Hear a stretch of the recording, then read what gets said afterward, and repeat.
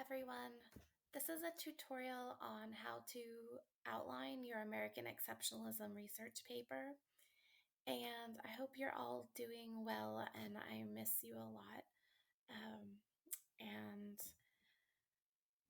anyways, I just miss you a lot. Okay, so your outline that you have has these color-coded parts, and I want to go over an outline that a student wrote last year that I thought was really well done and really helpful. And I've included some annotations here to kind of explain what I'm going over so you have a text for it as well. But I just wanted to kind of walk you through it verbally if that's what's helpful to you. So this first section, the blue section, is going to be your introduction, and you don't need to do the attention grabber or to preview your argument just yet. Hold off on that. And, those are just kind of reminders to do that when you get to the writing stage. You do need to work on a thesis statement.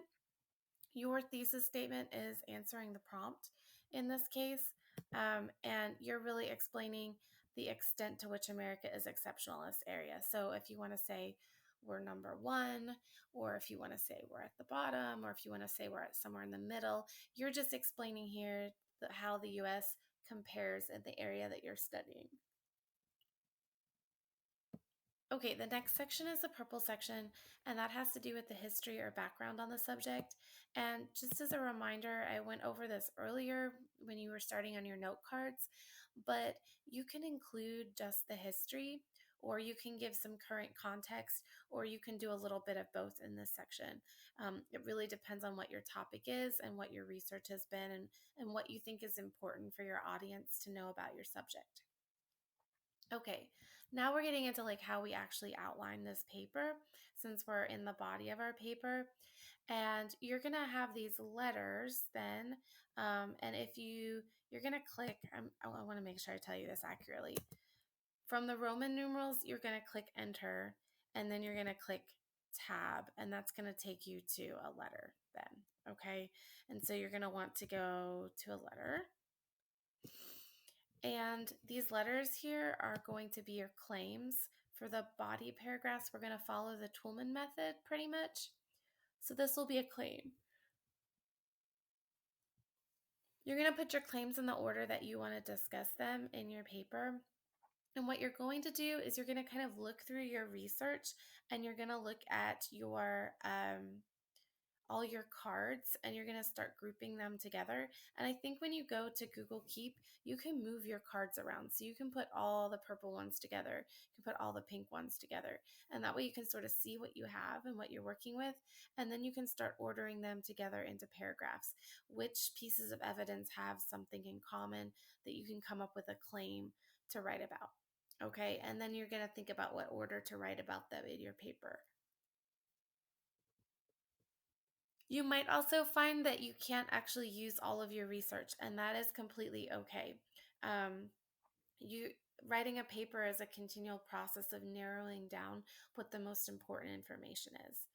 Okay, so you're going to come up with your claims, then you're going to write your evidence, and again, you're going to go enter, and then you're going to tab over to start getting these numbers.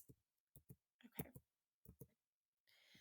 Okay, then you're just going to copy and paste the information that you have from your research.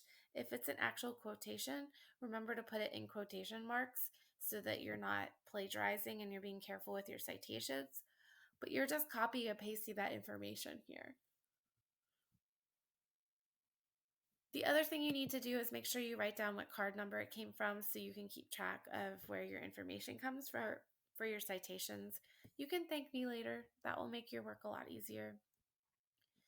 Even though we're following the Toolman method, you might find that some of your paragraphs, your claim, you have more than two pieces of evidence, and that's fine. Just put the evidence together that fits with your claim so that you're keeping all of your evidence and stuff organized. Okay, the next section is the current statistics in the US. And again, you're going to just keep following the Toolman method. You have your claim, then you have your evidence that you're just copying and pasting over from your cards.